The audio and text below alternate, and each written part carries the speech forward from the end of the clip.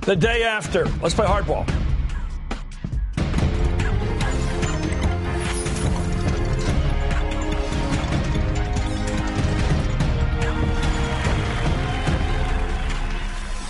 Good evening. I'm Chris Mathews back in Washington. Let me start tonight with two big questions, hardball questions, if you will. One, why? Why did what happened last night happen? Why did a president who's proven himself as a policy expert and world-class politician let the other guy take charge? Because if he can't answer that question, he may be doomed to defeat in the remaining two debates. Second, big question, can a victory over the facts of last night's debate, what was true and what was not, turn the tables now? Can Barack Obama win by getting out the word he didn't get out last night? And both are big questions tonight that might just decide this presidential election. I'm joined right now by Governor Ed Rendell and Ron Reagan, both MSNBC analysts. Gentlemen, I want you to look at this. It's a very tough blog by a guy, although he's a conservative, has been very strong for Obama over the years. Andrew Sullivan of the Daily Beast. He wrote this last night, basically just at the end of the debate. Quote, this was a disaster for the president, for the key people he needs to reach. And his effete, wonkish lectures may have jolted a lot of independents into giving Romney a second look. Obama looked tired, even bored. He kept looking down. He had no crisp statements of passion or argument. He wasn't there. The person with authority on that stage was Romney, offered it by one of the lamest moderators ever and seized with relish. This was Romney the salesman, and my gut tells me he sold a few voters on a change tonight. It's beyond depressing, but it's true. Gentlemen, that's a tough assessment. It's matched by this. I'm showing you one of the strongest headline, a full banner here, basically giving it completely to Romney last night. Governor Rendell, you've been in a lot of tough debates. I don't know what you thought. I guess I'm known as an Obama supporter, and I certainly wanted him to do well last night. And yet, I don't get it. I don't quite get it. I thought Romney's performance, let's just call it that, was masterful. I don't know what the president was up to last night. Your thoughts? Well, I agree with Andrew Sullivan. I think he's right on all his points. And I agree with you. Governor Romney was terrific last night. He did all the things he had to do to get back in this race. And I am also mystified at the president's strategy. You know, Chris, I'm a good sports fan, as you know. In fact, I even do sports TV, and I write for the Daily News and sports. For the Eagles. Eagles. And there's Eagles, right? And there's a great sports analogy. When you play the prevent defense, when you've got a lead, when you try to sit on the ball in basketball, when you've got a lead, when you play conservative, what often happens is you lose the lead. And I can't for the life of me believe that that's what they did, but that's the only explanation. They told the president, don't be confrontational. They told the president, be above it all, act presidential. But the one thing that gets me, when I was running for re-election as mayor and when I was running for re-election as governor and even DA, I had a passion for what we've accomplished. I had a passion to explain where we didn't accomplish something, why we didn't, what the roadblocks were. And he could have done that without being aggressive, without being snarky towards Governor Romney. But he could have said, Governor, you haven't been there. I'm in this office, and when I took over, the nation's financial structure is about to collapse. I did some very difficult things, and it turned this country's fate around. We've added jobs 31 straight months in a row. We're moving in the right direction. I inherited a mess, and I've made it better. He believes that to be true. I know he does. But say it, and say it with some passion. And my question to you, Ron, was where was the music and the passion last night of the president? Why didn't he just go in there and say, here's 15 minutes in a shot. I can talk about anything I want. Jim Lair's not getting in my way. Why didn't he say, here's why I stuck my neck out for the American auto industry? Because it's not just about jobs. I feel that American people like to build cars. We love cars. It's in our nature to build them and build the best. It's important that guys and women have jobs making cars. It's important to who we are as Americans. Maybe General Motors was good for it isn't good for America, but damn it, it's good to have General Motors. Something passionate that would have gone right to Ohio, to Pennsylvania, to Wisconsin. They would have said, damn it, this guy gets how much thrill I get getting on that line every day and turning out these great cars that I want to buy. Why didn't he say, how about women? Well, a girl ought to know from the time she's 16 that her hour is as valuable as the male's hour of work.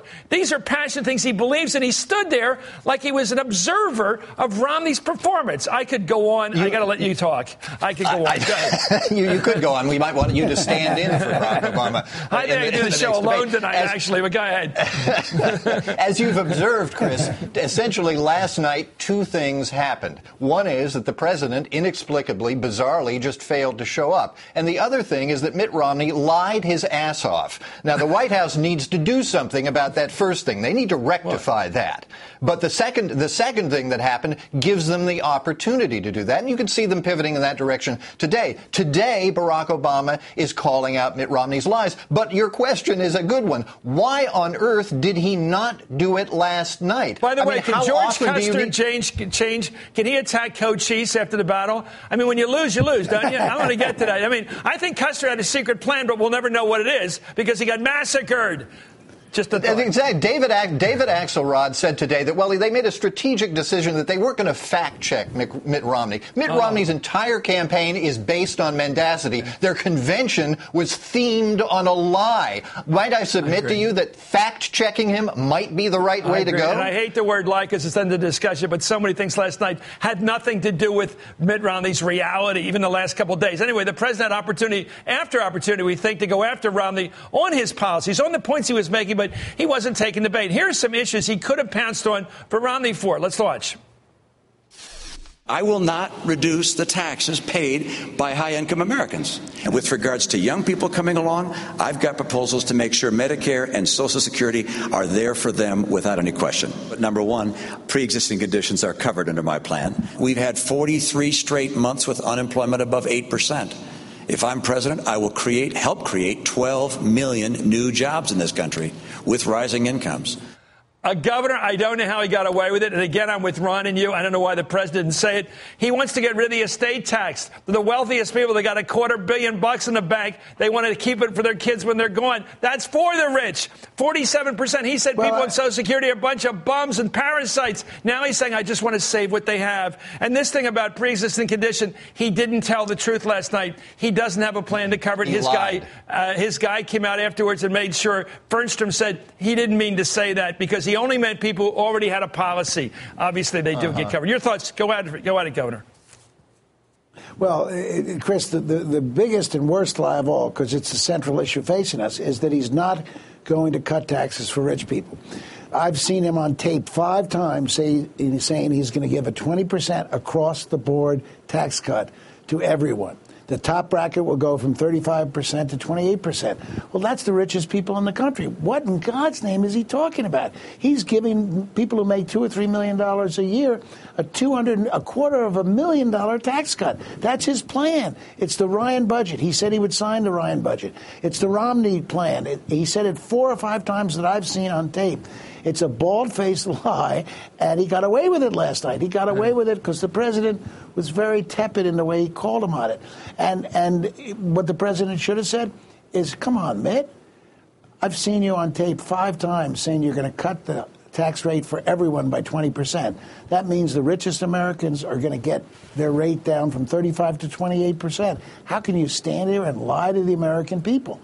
I mean, you've got to play hardball. That's the name of the show. And lying. Go ahead, Ron. Lying is exactly what he was doing there. I didn't mean to interrupt, Governor, but lying was exactly what he was doing. The pre-existing condition one was the most shocking to me. The fact is, his plan does not cover pre-existing conditions for people who don't have insurance already. He pretended that it did. That's just a lie. What, does he not know about his own health care plan?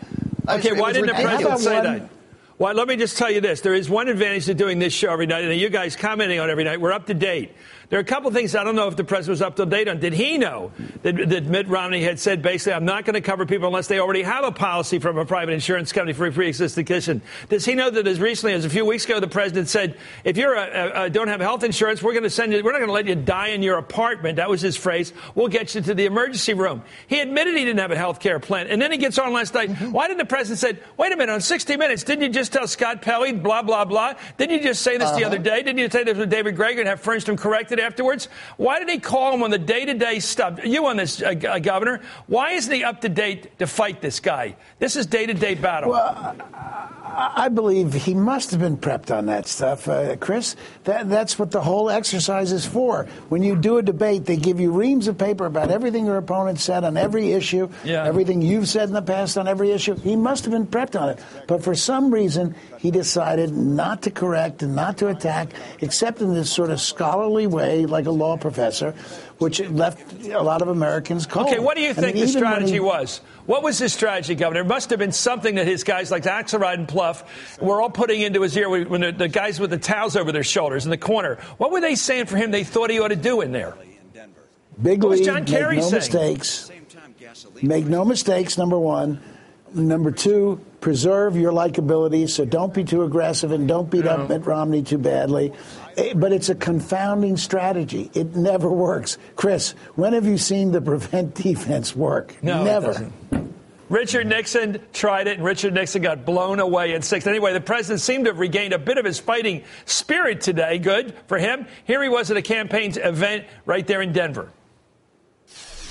When I got onto the stage, I met this very spirited fellow who claimed to be Mitt Romney.